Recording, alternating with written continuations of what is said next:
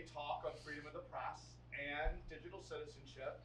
We're having people that are involved in this area come in to kind of give you real world implications of what we've been learning about. I have told Glenn and all the other speakers that you did do a mini unit on freedom of the press and media literacy and looking at sources and all these kinds of fun things. So I know that you have background knowledge, which is great. Going to have an opportunity for you to kind of interact with Glenn at the end.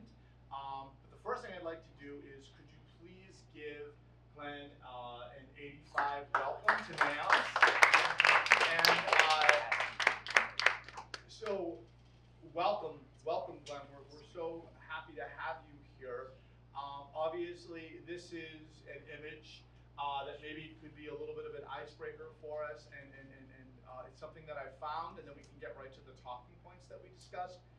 This is you, clearly. I'm not sure if people are familiar with the person on the right, but can you talk about where this was taken, what were you doing, and maybe talk about who was in the picture with you? Sure. Well, thanks for having me in, and I'm a parent of a North Andover Middle School graduate, and I first got interested in journalism when I was exactly the same age as you. I grew up in Andover. I went to Andover West Middle School over there.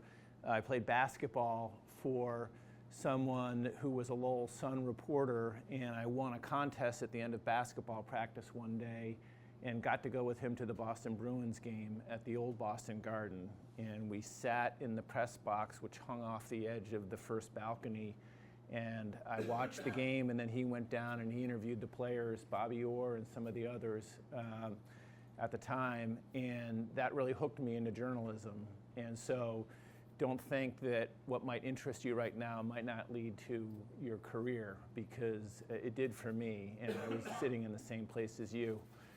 This picture was actually taken by a friend of mine who worked for Secretary Kerry. His name is Jason Meininger.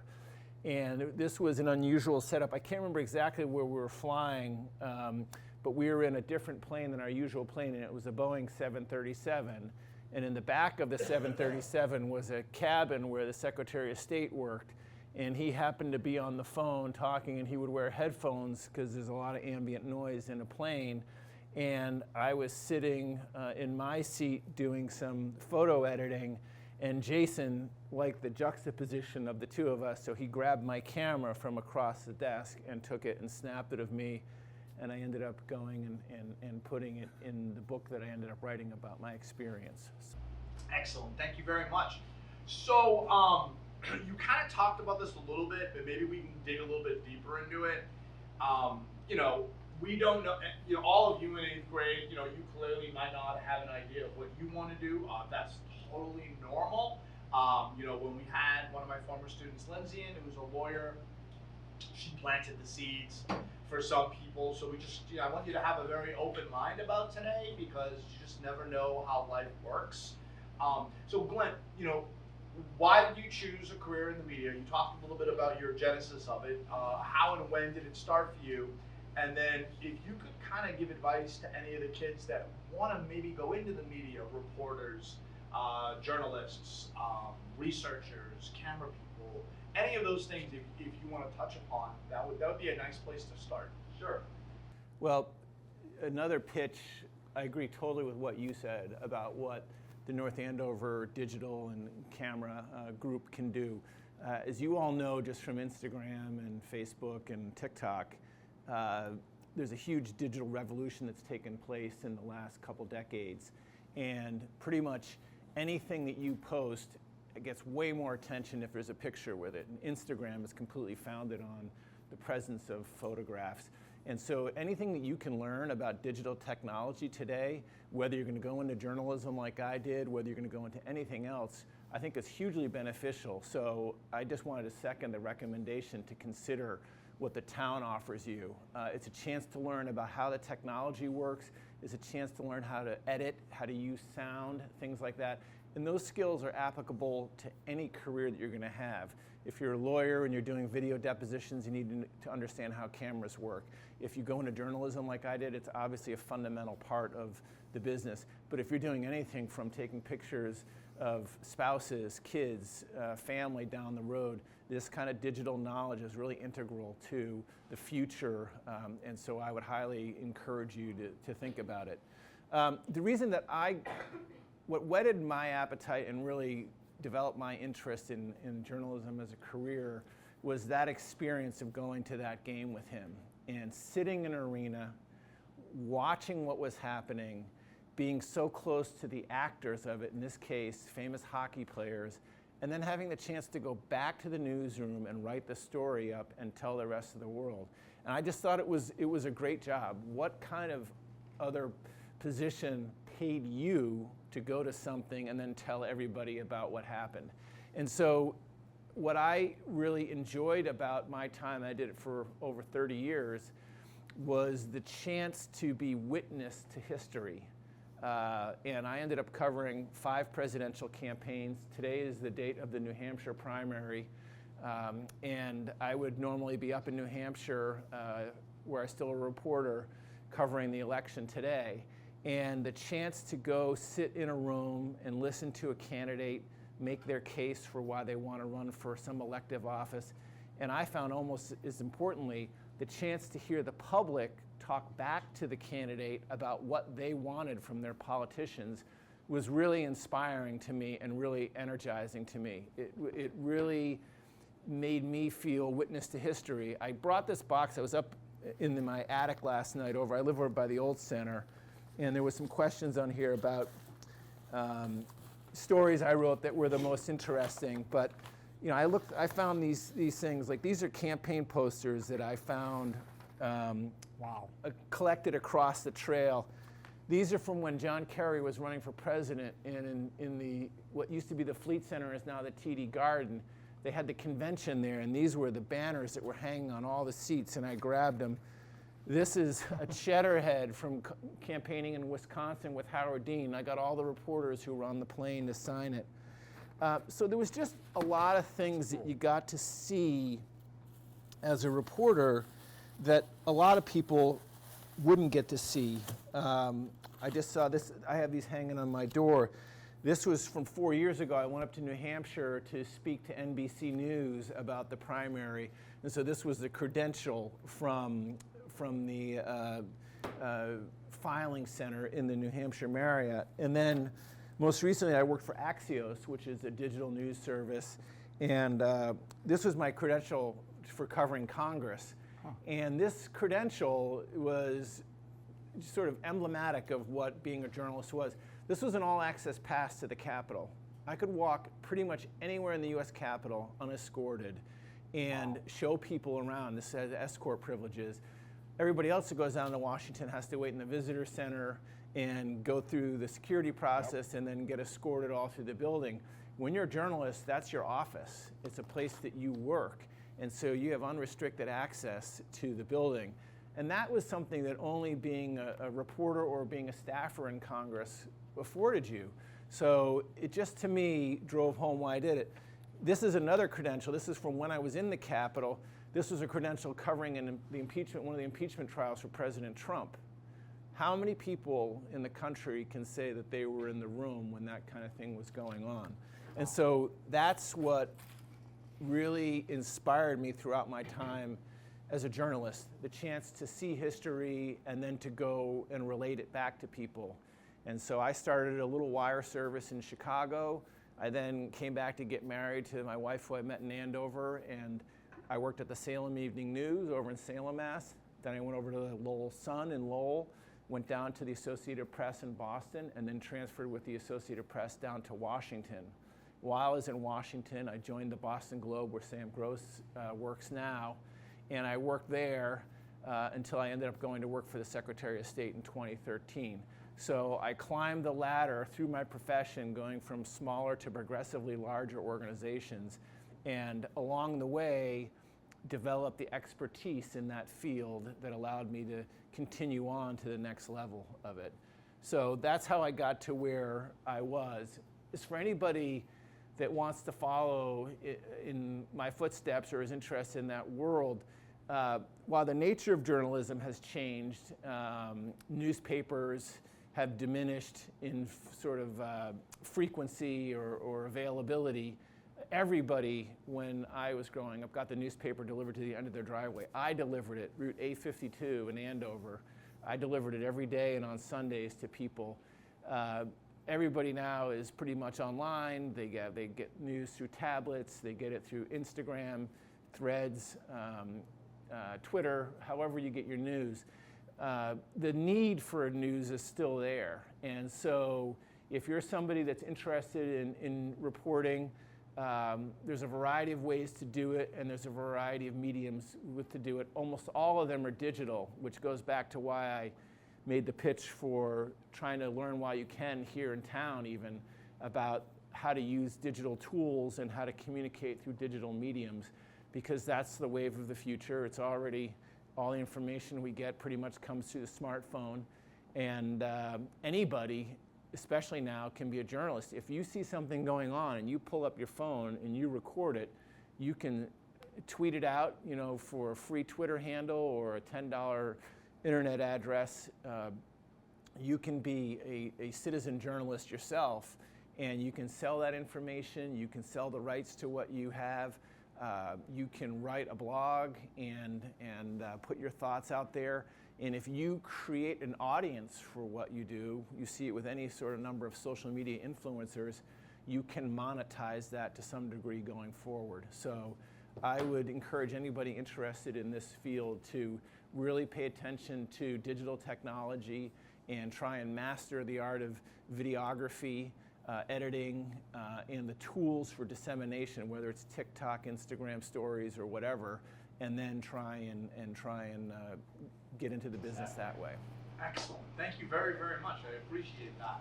All right, so moving right along, this is, in the first two talks, this has been kind of one of the best topics because I think it really, really personalizes what you do in your career. So this one is, you know, in all the stories that you've done through the years in your career, online, paper, whatever, what's the most meaningful story, report, article that you've done? You know, what's been the story that you reported on that was the most meaningful to you? Why did you pick that for today's talk? Because I did ask you to think of one. And then what impact does it have on you today in your current work, kind of moving forward? Sure. That's what took me up into my attic last night. The only real positive benefit of the COVID epidemic 3 or 4 years ago was my wife and I took the first couple months to completely clean our house out. And I had tons of newspapers and files from this long career in journalism, and I went throughout my entire house and I put everything into different piles through all different phases of my career, and I organized it. And so now I can find things that I actually want to find, and one of them was this article that Mr. McGravy asked about. And ironically, one of the most compelling and important articles to me was from very early in my career. It was when I worked at the Lowell Sun. This is back in 1991. I graduated from college in 1985. I began as a stringer for the Lowell Sun, a part-time correspondent, before I went off to Chicago and then worked my way back to the Sun via Salem. Very early in my career, I wrote this story. I found out from somebody in Tewksbury, a town that I covered, that there was going to be a funeral for a soldier who was killed in Vietnam. And war at the end of the 1960s, many of the soldiers over there who were killed were never recovered. They were MIA, missing in action. You can see over the VFW club right now below the American flag, there's a black flag hanging below it. That's a POW MIA flag. It's intended to remind people that there are still members of the military who never came back from their service. They were either killed over there and left, you know, in a hole or a river or something worse than that, or they just never came home. And so the military takes that very seriously. Over in the VFW, they have a table that's cordoned off, and they have a plate of food there, always the empty place setting for the person that never came back. And because of that, through subsequent expeditions there, they find human remains, they put a lot of effort into trying to identify who that person is. And through DNA testing and other things nowadays, they can take a sample from a bone and they can compare it to the samples of living relatives and they can get a match. And in this case, they identified remains that had been recovered from a crash site in Vietnam, and it turned out to be the remains of an Army veteran from Tewksbury named Wayne Allen. And it just struck me that this guy went off to war, was killed over there, his family never saw him again, and now 20 or 30 years later, here he was coming home. And it struck me for some reason as very important, and I didn't want it to go unremarked upon. And so I tried to find out what I could about Wayne, and I ended up finding his brother who lived up by Lake Winnipesaukee. I found a woman who was his girlfriend, and the last time she ever saw him was saying goodbye to him at Logan Airport. And I found his aunt and uncle, who were still his only survivors. His parents had since died. And I went and I talked with each of them about Wayne, and I ended up writing this story for the Sunday paper. And I had a friend of mine down in Washington go to the Vietnam Wall down there. If you've ever seen it, it's a black granite memorial. It's a big V by the Lincoln Memorial. They have the names of the 58,000 people who were killed or missing over there. And you can do a charcoal tracing of it. You put a piece of paper and you take a charcoal pencil and you rub it across it. And where the name is inscribed in the wall, it leaves a void. And so I had somebody go down and do a tracing of it. And I found a picture of Wayne from the time, and I found his former girlfriend and a portrait that she still had of him, and I interviewed everybody about it. And it still is the most impactful story, right? Elsie Geyer can still look out her kitchen window and see the spot where she said goodbye to her nephew, Army Sergeant First Class Wayne Allen, as he left in January 1969 for Vietnam. The last memory I have of him was when he left that day, that big smile and these beautiful white teeth. He had a wonderful smile. And it goes on and on. This woman, Sharon, told me she ended up getting married and having a child afterwards and got divorced. And she said that the reason that she got divorced was she never got over losing him.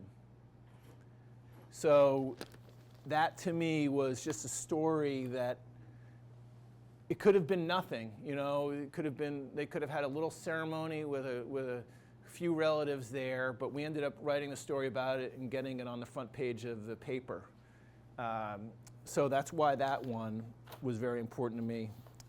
There's two others I just want to mention because they get a little bit more to a different part of journalism.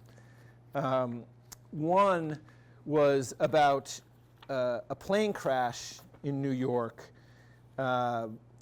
Shortly after 9/11, an American Airlines plane crashed off of Long Island. And I had been an aviation reporter for a period of my career. And I went back and looked at this accident, and in the aftermath of it, what happened is what usually happens. They blame pilot error. And that's a pretty easy explanation because in most plane crashes, the pilots end up dead and they're not there to defend themselves. There is cockpit voice recorders and there's flight data recorders that give some indication of what happened, but the people who were really involved in it don't have a chance to defend themselves. And so I ended up writing a story for the Globe about some of the things that people didn't know about this crash. Yes, it was blamed on pilot error, but it turned out that this plane employed a new technology, composite, in its tail system, and the tail broke off the plane. And this plane also had been involved in flight testing before it was sold to American Airlines. So they beat it up. They flew it around and they really turned it hard to see how much it could stress. And then it also turned out the same plane had struck its tail while landing in the Caribbean. And that big bang had to be repaired with a patch. So there was a lot more that went into this crash than just a simple explanation that the pilots overstressed the plane as they tried to recover from a little bit of turbulence. And I wrote the story, and to this day, I still get emails and letters from people who have found that story and question some of the explanations from the airline industry about what really happened. Last but not least, there's a story that I wrote about the actual plane hijackings in the 9/11 attack. Again, I was an aviation reporter for a period while I first got down to Washington, and one of the things that I learned, I had a lot of good contacts in the aviation industry, and if you recall in the 9/11 attacks, 4 planes were hijacked, 2 were flown into the World Trade Center, 1 was flown into the Pentagon, and 1 crashed in Pennsylvania en route to what many think was the Capitol. And so I went back and I used my contacts and my knowledge of the industry to recount meticulously over full 2 pages in the paper the day after Thanksgiving in 2001 exactly what happened. And it was the only place at that time, and I think since, where in detail each of those hijackings has been really analyzed and described for people. And I still get emails from people today asking about different elements of that story. So a story about a person and 2 sort of accountability things among the thousands of stories that I wrote throughout my career are really, I think, some of the most important work that I did. And it's always interesting to me that the first one about Wayne Allen was written just so early out of the box in my career. It's funny that you talk about these stories that resonated with you, that 1991, 2001, I know that we spent 2 days commemorating 9/11 in here. And it was a very emotional 2 days, but I think the kids really enjoyed the lesson, not being born for it. But the one thing that I'm seeing with all the speakers is the first speaker talked about being in a really precarious situation. He was a Channel 7 reporter, Steve Cooper, and he was running the Boston Marathon during the bombing. He was literally there. He didn't get to go to the finish line, and he reported afterwards in his sweats, essentially. And so that was a huge tragedy, very emotional.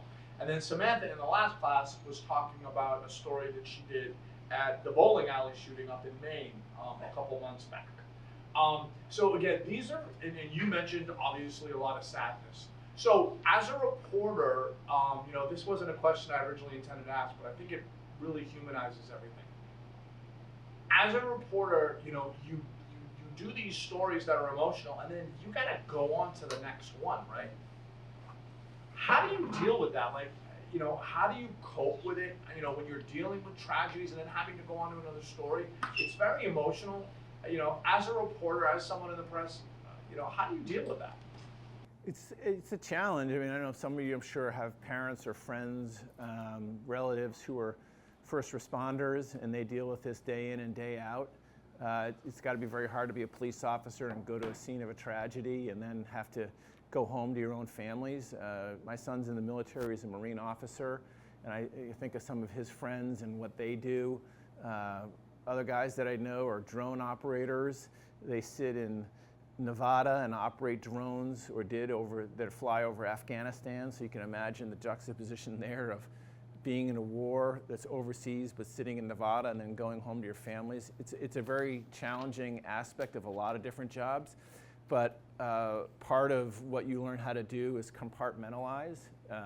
This is what I did while I was at work today, and I'm going to try and clear my head. But also, the story that I wrote about Wayne Allen, while it was sort of focused on tragedy, the loss of life, was actually really uplifting because it took somebody that was not going to be remembered and it put a human face on them.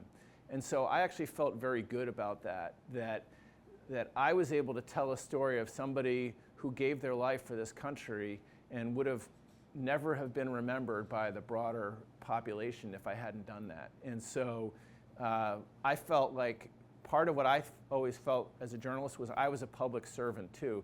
No, I wasn't a police officer with a badge and in the traditional realm of a public servant, like a teacher, for example, but I was my job was to keep the public informed. So I was serving the public even though I was being paid by a private entity. And so that's what has always allowed me to sort of take the bad of the job and get past it and stay focused on the good part of it. Thank you. Okay, so this one, when you do stories, obviously in the press, back in the day with paper, you maybe might get letters, or you might get phone calls, but now obviously with media, your articles are on social media. There's likes, there's shares, so you definitely can track the interest of your stories a little bit more than before. So for this one, we're calling this one the big story, and this is not necessarily your favorite story, but what's been one of the biggest stories that you've ever covered in your career, and why do you think so many viewers or listeners or readers were interested in it, and what did you learn from that? So if you could just talk about a big story, that would be great. You mentioned 9/11, but maybe you could talk about another one. Yeah, I guess a story that was of huge local interest. A couple. There's one here when Boston in 2004 was bidding for the Democratic National Convention. I was working for the Boston Globe, and this was a big deal. It was like, I don't know if you remember, a couple years ago there was talk about trying to bring the Olympics to Boston. And some people were for it, some people were against it. The convention preceded that and gave a lot of lessons for that. But this is a big deal. There's two conventions each year, one for the Republican Party, one for the Democratic Party, and the city that hosts it can reap a lot of benefits, get a lot of publicity, but it's also tremendous disruption to the people who live there. There's a lot of security that goes into place, there's a lot of disruption.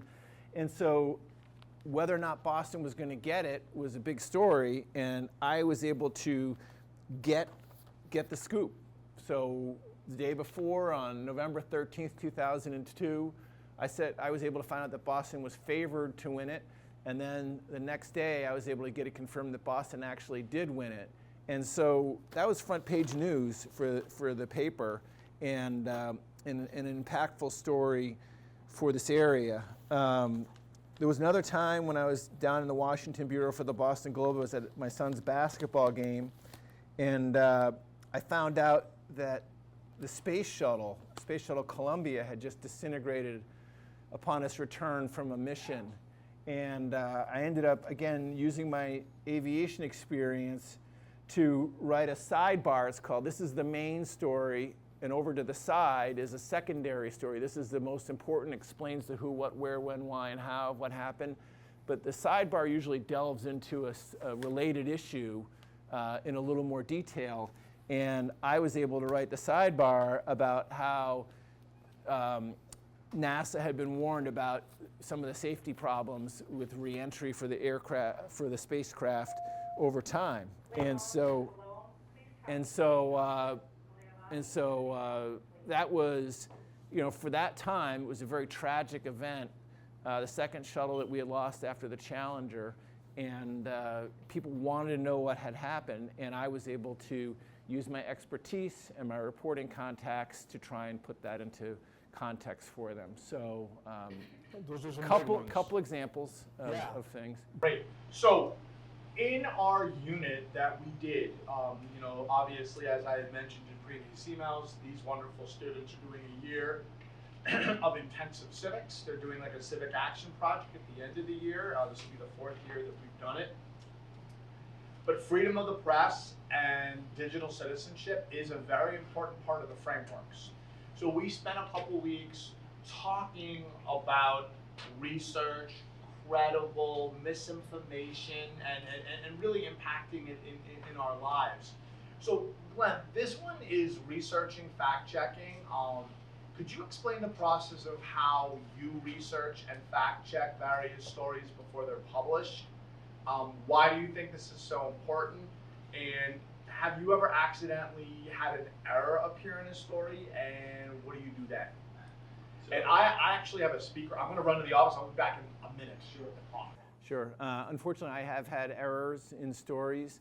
The most important thing is to be careful before you publish anything, and then even more important, or even as important, is to ensure that as soon as you find out that something that you've written is incorrect, to make sure that you get it corrected and make sure that the public knows that you corrected. It's not just enough to slide in a correction. You really should make sure that the public knows that you changed the information out, because some people will start talking about something based on the prior information that was not accurate.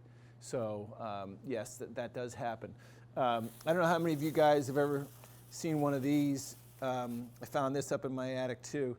This is called a Rolodex. Have you heard of that? You might hear some people shorthand it now.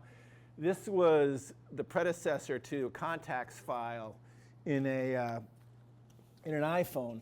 And part of the ways that I would research things is I would find out people who were informed in a certain area, like people who were experienced in aviation. They might be plane mechanics. They might be workers at Boeing or Airbus. And I would say, hey, if I ever have a need to ask a question down the road, can I call you back? And they would give me their phone number. And so I would put it in my Rolodex and then subsequently transferred it over into my contacts and would email them or call them up. And so what I did, and what I would encourage any of you to do as much as you can, is when you're trying to find out the truth of a matter, is to try and get to primary documents. Under the digital arena and world that we live in now, there's a lot more online than there was in prior years. And so you don't have to take somebody's word for it. You can actually get the document. You can go to state.gov and you can see the transcript of what the Secretary of State said in a speech. You don't just have to rely on some news account of it. You can go to mass.gov and you can see the actual press release that the governor's office or the Department of Conservation and Recreation put out, or the Department of Revenue for tax stories put out. So you can go to empirical information rather than somebody's translation of it to try and get your insight. It's really very important to try and not just rely on one source for things. In journalism, the so-called single source story was very rare and much frowned upon. You needed to usually try and find 2 or 3 people with independent knowledge of the same thing so that you could try and confirm that something's going on. I can guarantee there's Eagle Tribune reporters right now in this area or up in New Hampshire trying to find out what's going on. And just because somebody says, hey, I hear, Mr. McGravy is about to be nominated for a Nobel Peace Prize, you don't just write that.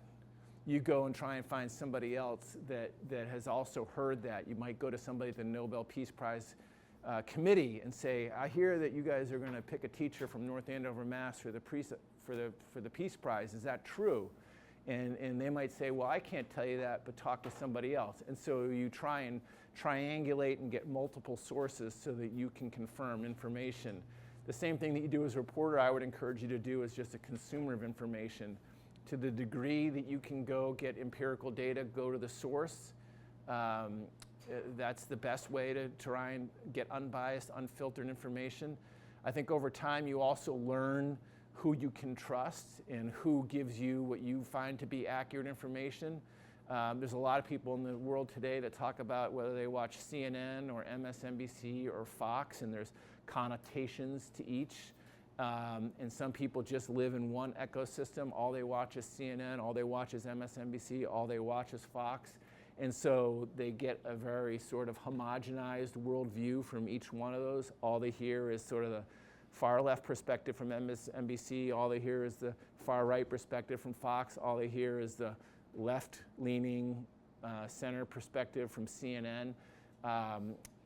But you can still, within those ecosystems, figure out who might be more truthful or more likely to give you the straight dope on something than somebody else. And so I would encourage you to trust your own inner judgment. If you see something and then you see how it's reported, you can compare what you saw with how it's reported, and you can make a value judgment about that person or that organization. You can say, you know what, they got it pretty much right. I think I can rely on them. They have a good editorial process, whether it's the reporter being good or the editor making sure they get their facts straight or the publisher giving them the freedom to write what they want.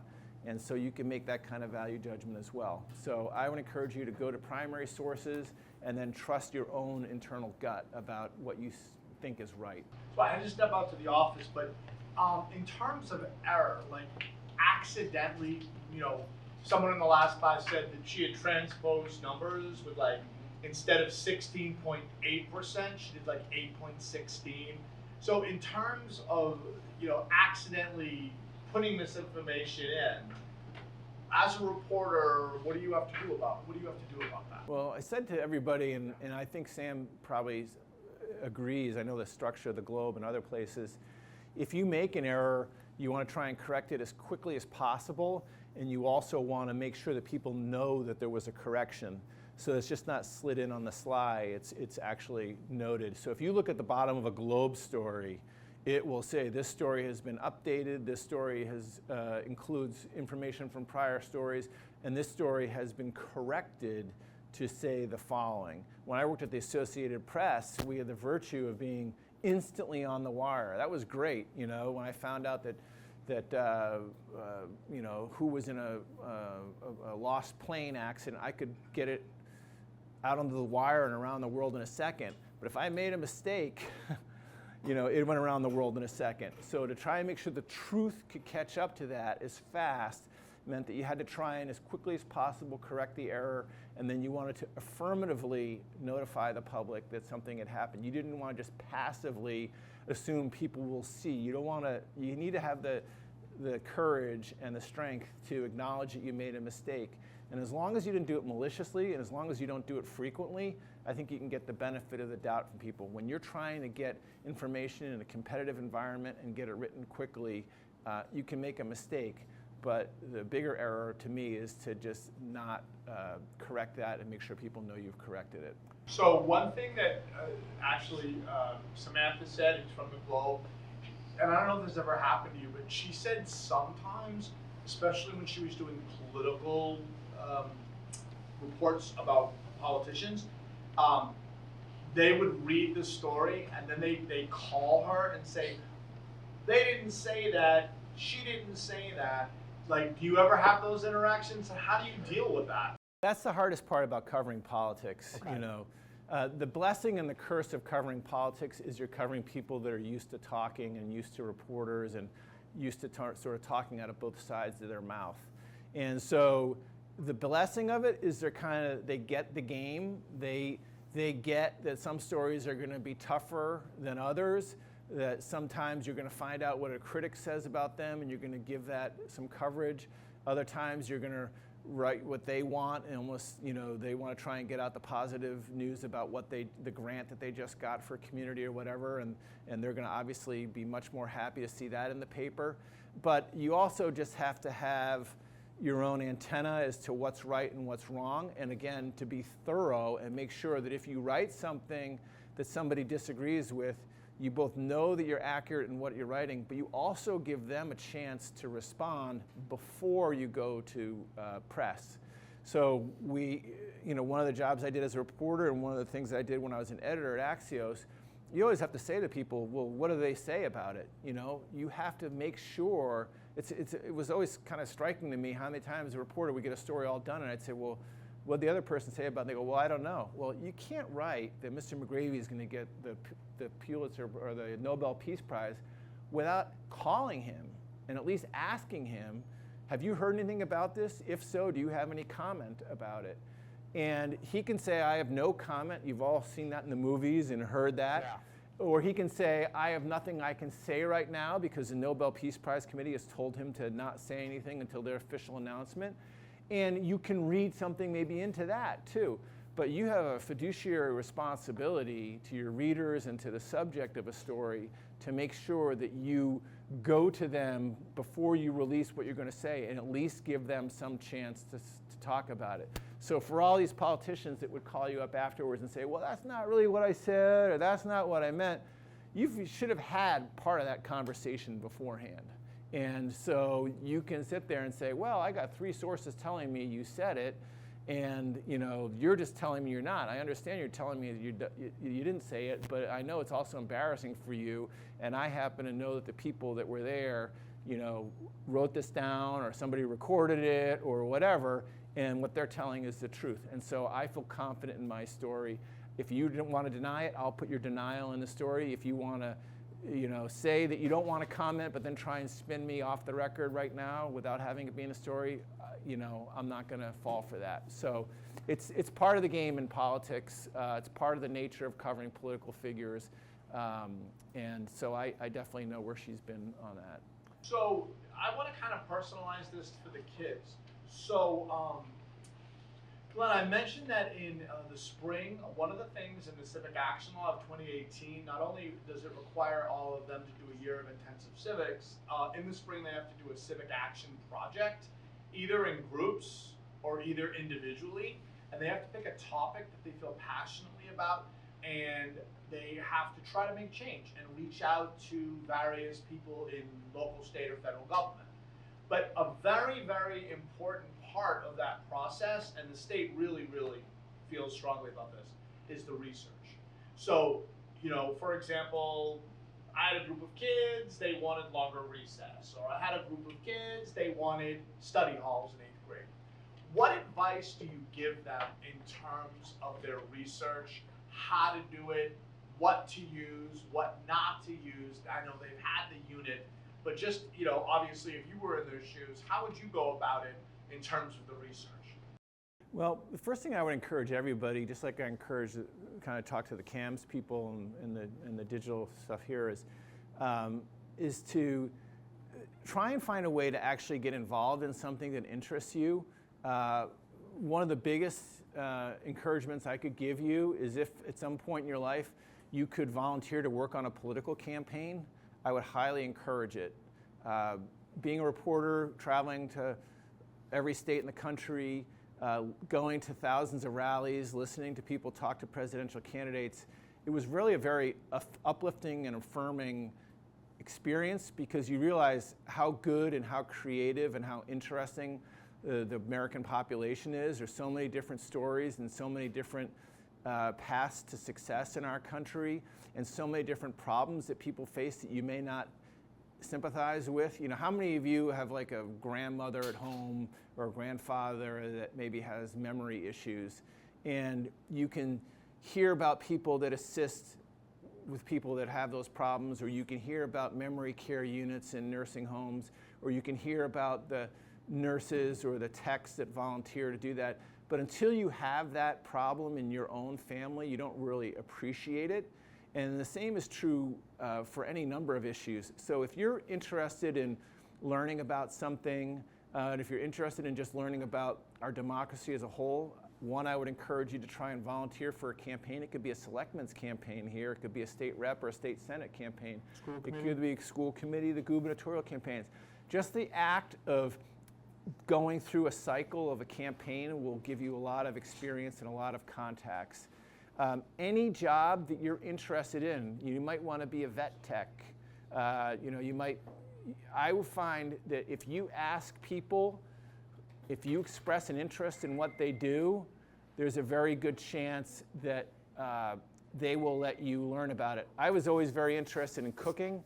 When I was traveling for political campaigns, I made it a practice to write to the chefs at big restaurants in different cities that I was going to. And I would say, would you mind if I came in and volunteered in your kitchen for the day? And almost to every single one of them, they would say yes. And so I would go in and I would work in the kitchens of these famous restaurants during the day for free. I would volunteer to do it. I was already out there, but it gave me great insight. I learned how to cook better, and it also introduced me to a new group of people that then went to the next restaurant, and I would then write to them and I would say, remember when we met at this restaurant? Can I now work in your restaurant? Yes. So you'll find that many people are very interested in paying it forward or passing knowledge down about what they've learned to do in their lives and in their careers. And so if something interests you, I would highly encourage you to try and reach out to somebody in that field and just say, I think this is something that I would like to do a project on. This is a career that I might be interested in. Can I shadow you for the day, or can I come spend my vacation working for you?